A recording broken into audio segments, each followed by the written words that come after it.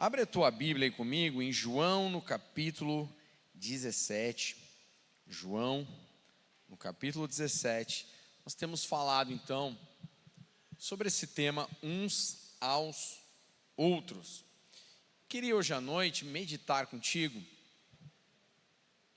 sobre a visão bíblica da unidade, a importância disso, né? A visão bíblica de unidade. Esse texto, João 17, versículo 20, na Nova Almeida, ele diz: não peço somente por estes, mas também por aqueles que vierem a crer em mim, por meio da palavra que eles falarem, a fim de que todos sejam um. Diga comigo isso, a fim de que todos sejam um. Amém? E como tu, ó Pai, estás em mim e eu em ti, também eles estejam em nós, para que o mundo creia que tu me enviaste. Eu lhes transmiti a glória que me deste, para que sejam um, como nós o somos, eu neles e tu em mim, a fim de que sejam aperfeiçoados na unidade, para que o mundo conheça que tu me enviaste e os amaste, como também amaste a mim. Obrigado, Senhor, por tua preciosa palavra. Nossa oração hoje à noite é para que ela venha penetrar no mais profundo do nosso ser, sendo implantada no nosso interior. E nosso coração aberto, queremos acolher com mansidão a tua palavra. Tu és bem-vindo, Espírito Santo, em nome de Jesus. Amém, meus irmãos?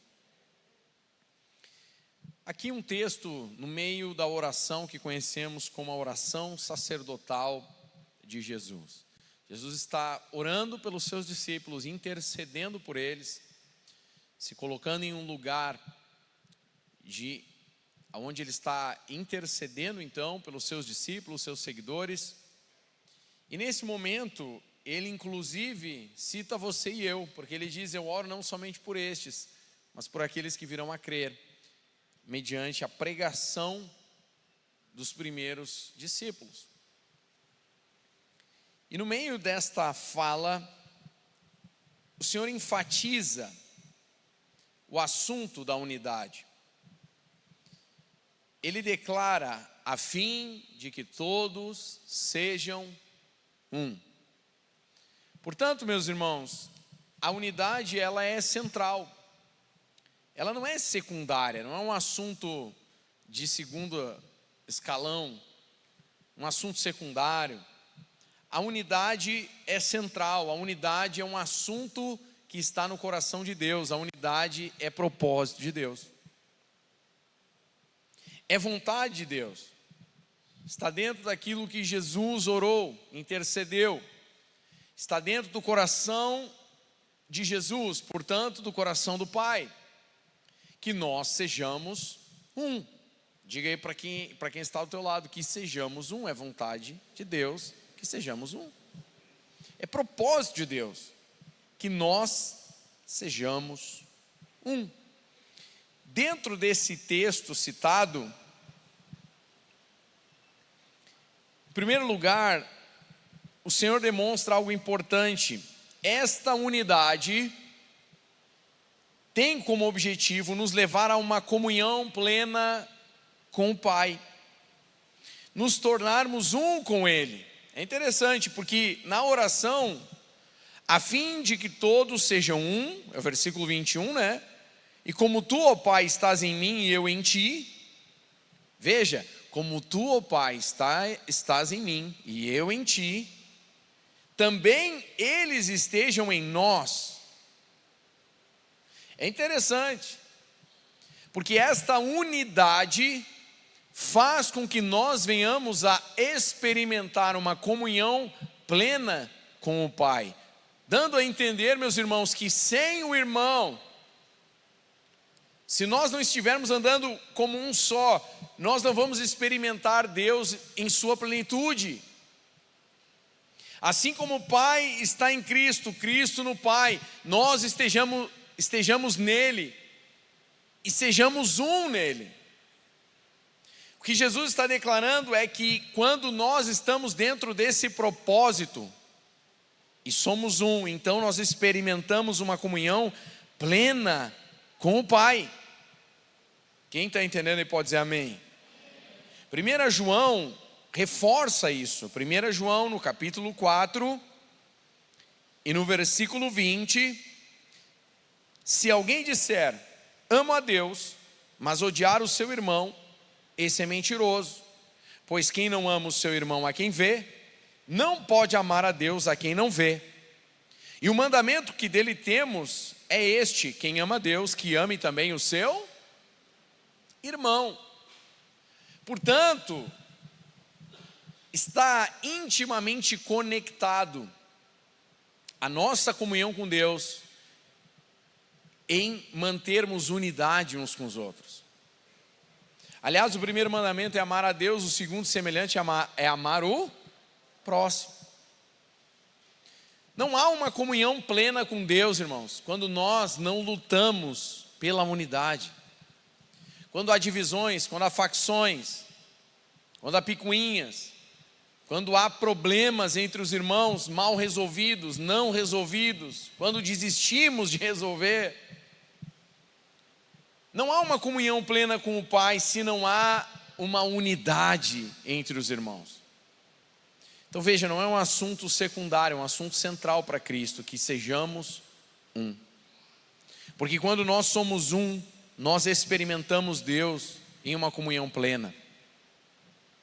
Amém ou não? Segundo lugar, o Senhor Jesus diz: para que o mundo creia que tu me enviaste. Você percebe isso? A fim de que todos sejam um. Versículo 21. Como tu, ó Pai, estás em mim e eu em ti, também que eles estejam em nós, para que o mundo creia que tu me enviaste. Um segundo objetivo da unidade é revelar Cristo às nações. Então, um primeiro objetivo nesta unidade é que nós venhamos a experimentar Deus em sua plenitude, em uma comunhão plena. Um segundo objetivo é missional. Quando nós andamos em unidade, Cristo é revelado às nações. Aliás, o próprio Senhor Jesus disse aos discípulos: nisto conhecerão todos que sois meus discípulos, se tiverdes amor uns pelos outros. Aqui, irmãos, nós percebemos uma coisa: por que o diabo trabalha tanto para dividir a igreja? Por que a nossa natureza luta tanto contra a unidade? Porque o diabo sabe que quando nós lutamos pela unidade, andamos juntos, Jesus é revelado. Tem algo, na unidade que é tão legal. Num primeiro momento, quando você está começando na fé, você quer ser usado por Deus, e ser usado por Deus, e você tem, por mais que sejam boas as intenções, às vezes há um protagonismo, um desejo de, não, Deus me usar, Deus me usar. Com o tempo, você vai caminhando, amadurecendo, você começa a perceber que é muito mais legal o nós do que o eu. É muito mais legal quando, em vez de você ser usado por Deus só, todo mundo que está junto com você é usado junto, e a gente faz isso juntos. É muito mais prazeroso, é muito mais legal do que quando eu fui usado, nós fomos usados, e a gente curte isso juntos.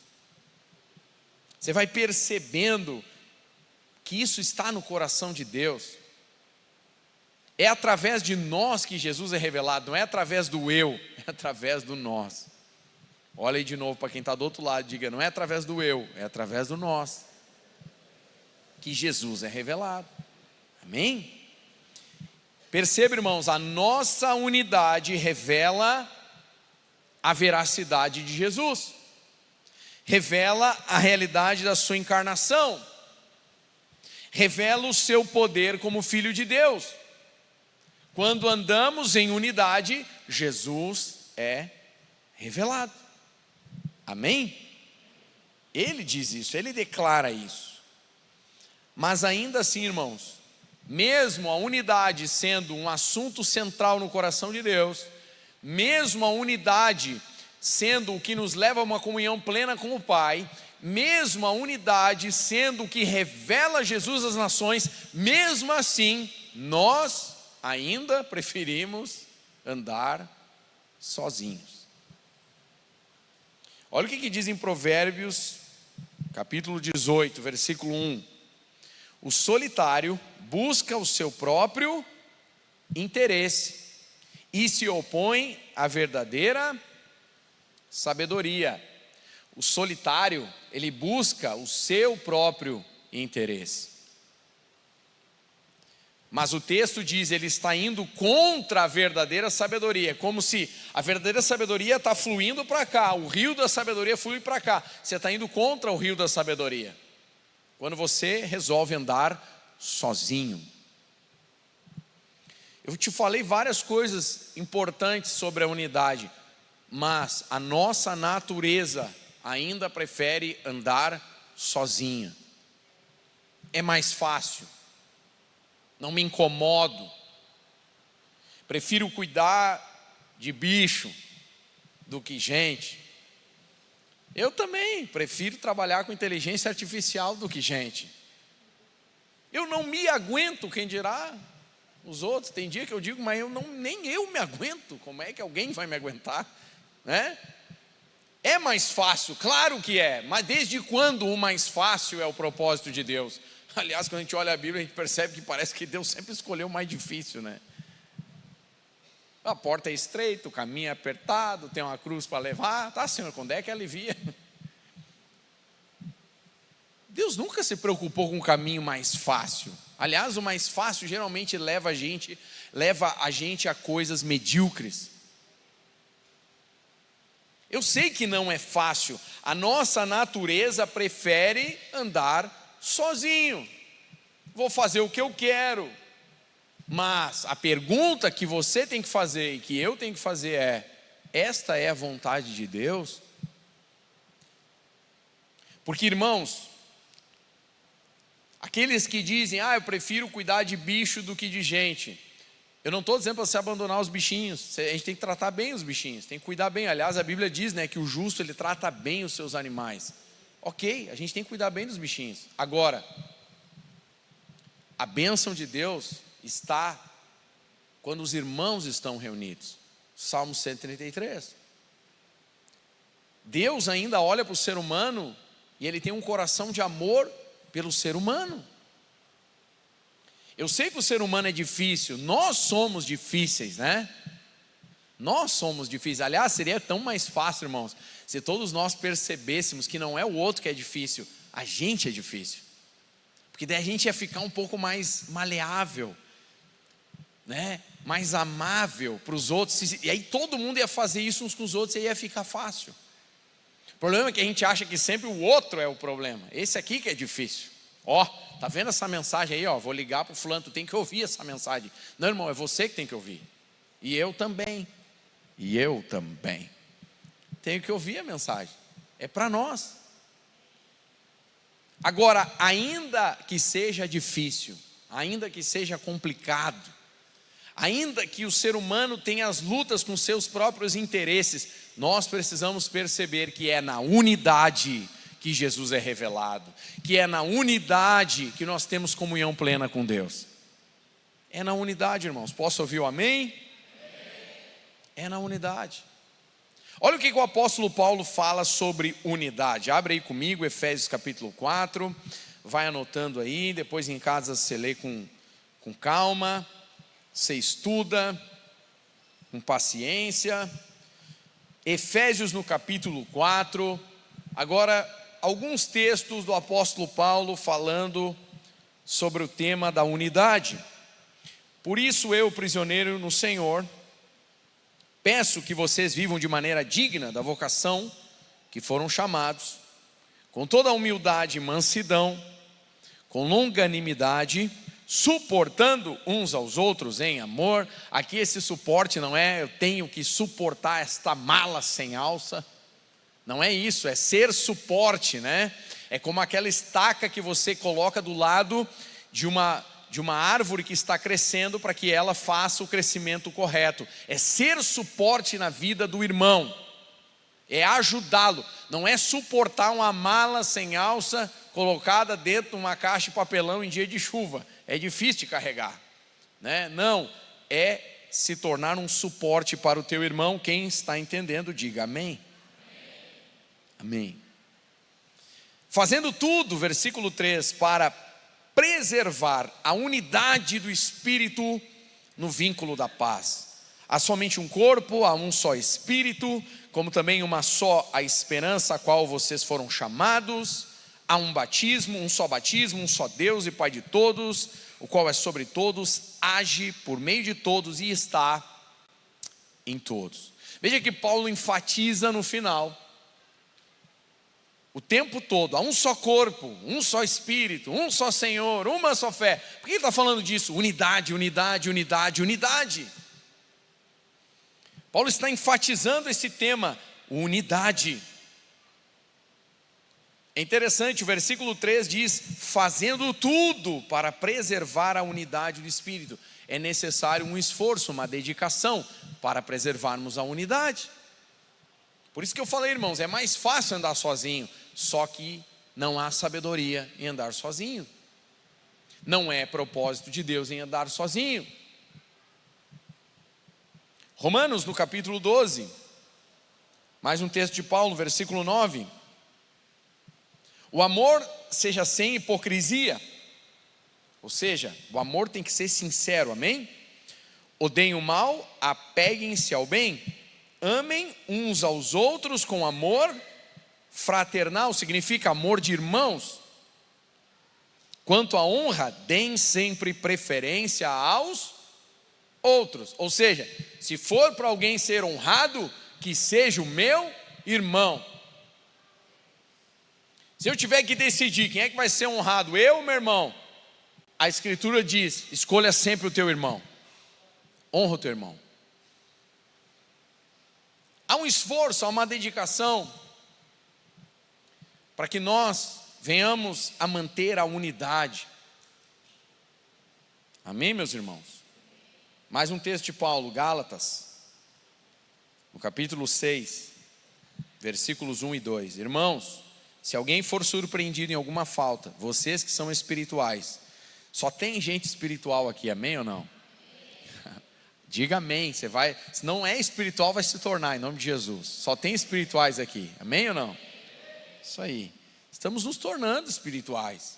Pode ser que a gente não seja super espirituais, que a gente não seja completamente espirituais, mas nós estamos caminhando para nos tornarmos espirituais. Devemos trabalhar por isso, lutar por isso, amém?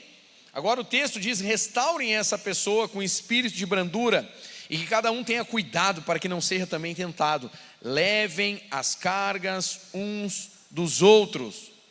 Levem as cargas uns dos outros. E assim estarão cumprindo a lei de quem? De quem, irmãos? De Cristo. Levem as cargas uns dos outros. Olha só, o texto de Paulo diz, nós devemos cuidar uns dos outros, ajudar uns aos outros, levar as cargas uns dos outros, orar uns pelos outros, trabalhar nisso, irmãos. Nós temos que viver o contrário, às vezes, de algumas atitudes que temos. Volta e meia, os irmãos da garagem vêm nos falar, né? Teve um irmão, foi grosseiro, a gente pediu para colocar o carro aqui, não, vou colocar onde eu quiser. Por que a gente ainda faz isso? Por que a gente não aprende a andar junto em unidade, em amor? Por que a gente não morre para as nossas vontades? E por que a gente não luta para que essas coisas que não significam nada nos atrapalhem? Estou usando um exemplo, um que eu sempre falo da fofoca. Em vez da gente fofocar, por que a gente não ora por aquilo que a gente está vendo? Por que a gente não chama a pessoa do assunto e olha no olho e fala o que tem que falar? Porque cada vez que nós tomamos esse tipo de atitude, irmãos, nós estamos lutando pela unidade, nós estamos nos esforçando, nós estamos fazendo alguma coisa para manter a unidade do Espírito, irmãos. O assunto hoje não é o mais, legal de ouvir numa noite de chuva como essa. mas é bíblico, é um assunto que está no coração de Deus. Por 2 ou 3 vezes que eu orei, Senhor, o que eu devo falar? É esse mesmo, é esse assunto? O Senhor me confirmou, é esse assunto, é esse assunto. Tá bom. Seria tão mais fácil falar de outro tema, que toca o emocional. Esse não toca, é um tema simples, mas é um tema importante. Eu estou te citando quantos textos da Bíblia, ou seja, o apóstolo Paulo dedicou parte do seu ministério para ensinar os irmãos, olha, a unidade é importante. Vocês têm que trabalhar pela unidade. Porque tem um segredo na unidade. Quando nós estamos juntos, unidos, Jesus é revelado, o diabo é derrotado, irmãos. Então, por mais que seja um assunto simples, talvez não que toque a alma, mas é um assunto que, se nós colocarmos em prática, o diabo vai ser derrotado ainda mais nessa cidade. É legal o evento dia 5, por exemplo, os pastores da cidade estão se reunindo, estão buscando a unidade. Isso é importante, irmãos, deve ser celebrado.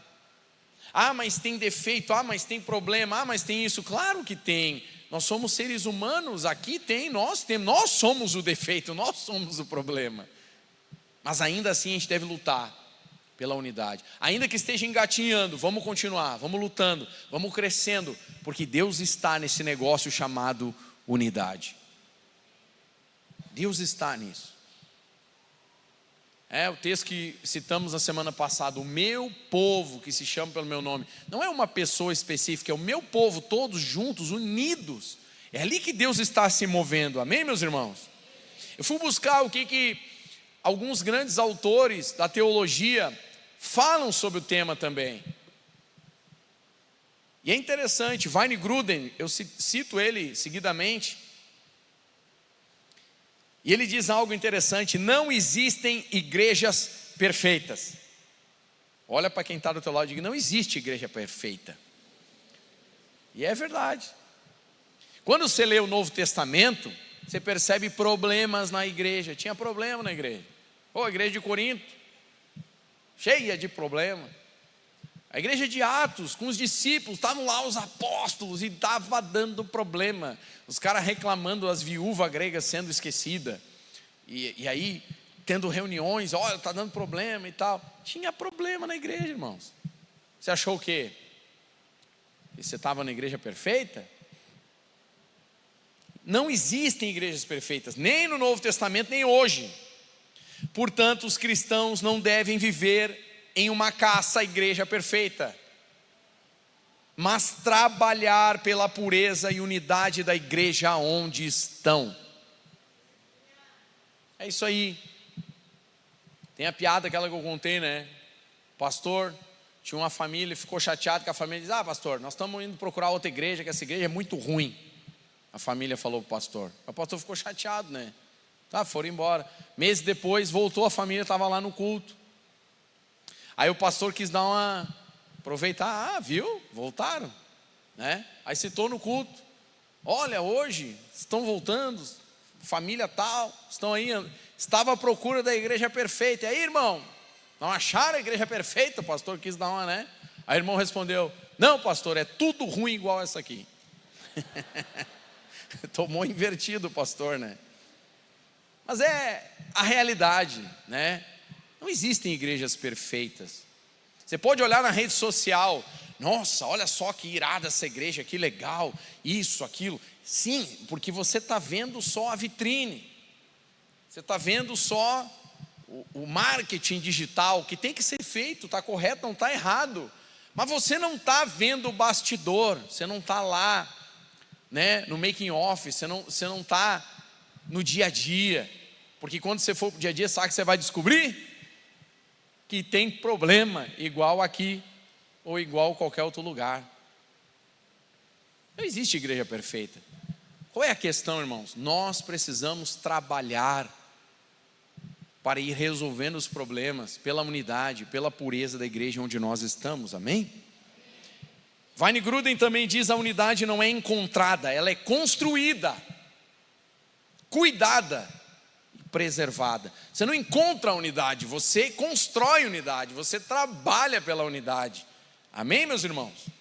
Um outro nome conhecido, importante, Martin Lloyd Jones, ele alerta contra uma unidade sentimental, ou seja, algo que é só para manter a aparência de paz. É tipo, não vou falar nada porque eu não quero me incomodar, estou vendo o erro ali, mas eu não vou falar porque eu quero manter, deixa assim, está tudo bem. Não está tudo bem. Aonde tem problema, aonde tem erro, a gente não tem que fofocar, a gente não tem que contar para o irmãozinho não sei da onde, a gente tem que chamar a pessoa e dizer, tem um probleminha aqui, a gente tem que tratar isso daqui. Porque o único jeito de manter a unidade bíblica tem que ser centrada na palavra de Deus. O que estiver saindo da palavra precisa ser corrigido. Amém, meus irmãos?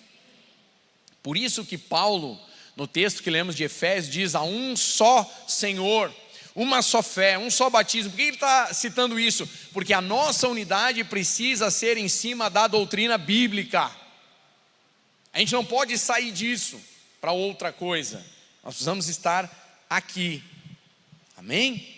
Então, uma unidade baseada na palavra, mantida em amor, mas sem nunca abandonar a verdade. Um outro autor conhecido, Gordon Fee, ele destaca que o Espírito Santo, ele gera um novo nascimento e nos introduz em um só corpo. Quando você vai primeiro aos Coríntios, no capítulo 12, você abrir aí comigo, 1 Coríntios capítulo 12, versículo 13, diz: pois em um só Espírito, todos nós fomos batizados em um só corpo. Ou seja, nós nascemos de novo e somos introduzidos na unidade do corpo de Cristo. Agora, Gordon destaca que essa unidade, ela deve ser mantida quando o Espírito Santo produz em nós virtudes como humildade, mansidão, paciência, amor, que é exatamente o contexto de Efésios 4, que é exatamente o contexto de Gálatas 5, fruto do Espírito. Não há unidade, irmãos, se nós não crescermos em virtudes como a humildade, como a mansidão, como a paciência, como o amor. Você pode dizer, tem que ter paciência para aguentar esse irmão. A gente precisa ter paciência para aguentar uns aos outros, para aprender a andar junto uns com os outros, para corrigir uns aos outros. Mas eu já falei, pastor, tantas vezes para o irmão, vamos falar de novo. Vamos mais uma vez. A gente não vai desistir de ninguém, mas a gente vai precisar crescer nessas virtudes para mantermos a unidade. Quem está entendendo aí pode dizer amém. Gordon destaca uma coisa: onde o Espírito Santo está agindo, há sinais de unidade, reconciliação e serviço mútuo. Onde há divisão constante, competição, partidarismo, isso revela o quê? Uma resistência à obra do Espírito Santo. Então, irmãos, aonde há unidade, aonde há um esforço, uma dedicação para mantermos a unidade do Espírito, aonde há o servir uns aos outros, aonde há o amor uns pelos outros, aonde há mutualidade, a oração uns pelos outros, aí o Espírito Santo está operando. Mas se nós estamos divididos, eu gosto mais do pastor Paulo, eu gosto mais do pastor Gerson, eu gosto mais do pastor tal, eu gosto mais... Não tem pastor Paulo, pastor Gerson, pastor Felipe, não tem. Cristo é um em todos. Cada um tem seu jeito. Um grita mais, outro grita menos. Um fala de um jeito, outro fala do outro. Mas no final das contas é Cristo em todos. Não faz diferença, irmãos. Eu achei engraçado que na época da pandemia, quem lembra da pandemia? A gente nem lembra da pandemia, né? Na época da pandemia a gente fazia 12 cultos num domingo aqui, com 30 pessoas, né? Tinha que ter, afastar, não sei o que, usar máscara. O barbudo usar máscara horrível, né? ficava com a barba toda errada, amassada. E aí achava engraçado os irmãos que faziam lá as inscrições, porque o pessoal perguntava: onde é que o pastor Paulo vai ministrar? Daí o irmão perguntava: por quê? Se não for o pastor Paulo, você não vai entrar. Aquele barbudo é muito chato, né? Às vezes eu fui num lugar, a irmã falou: não, o pastor Felipe é filósofo. Ela disse, eu fiquei pensando, não sei se ela está me elogiando ou se ela está me, né? Isso é bom ou isso é ruim? Não sei, fiquei pensando cá comigo, né? Meio Kiko assim, que será que ela quis dizer? Né? Fiquei pensando, né? Meio filósofo, olha aí, rapaz, né? A gente tem jeitos diferentes, a gente tem que lutar pela unidade, irmãos. Lutar pela unidade, não importa, né? A gente pode ter mais afinidade, eu entendo isso. Pode ter mais afinidade, gosto mais do jeito que o pastor Paulo faz. Legal, não tem problema nenhum com isso, irmãos. Só que nós precisamos lutar juntos pela unidade do Espírito, entendendo que não é o eu, é o nós, e é Cristo que está sendo revelado. Amém, meus irmãos? Baixa a tua cabeça onde você está. Eu queria que você meditasse nesse tema. A unidade abrange a igreja, mas a unidade fala também do teu lar, da tua família, da tua casa. Aonde há divisão, aonde há facção, aonde há rebelião, rebeldia, ali há uma resistência à obra do Espírito. Mas aonde há unidade, aonde há humildade, mansidão, o serviço de uns para com os outros, o amor uns para com os outros, aí há uma abertura para a ação do Espírito Santo. Então, quero que você ore tanto pela igreja, para que essa unidade cresça, tanto pela tua família, aonde você vê que tem ainda divisões, aonde você vê que tem problemas de unidade, de facções, ore por isso agora. Tanto aqueles que servem a igreja, quem sabe em áreas específicas, você está vendo, olha, a gente tem tido problemas ali. Ore por isso, coloque diante do Senhor. Na tua família, coloque diante do Senhor. Ore pela unidade da igreja. É propósito de Deus. Jesus é revelado. Há uma comunhão plena com Deus quando nós estamos em unidade.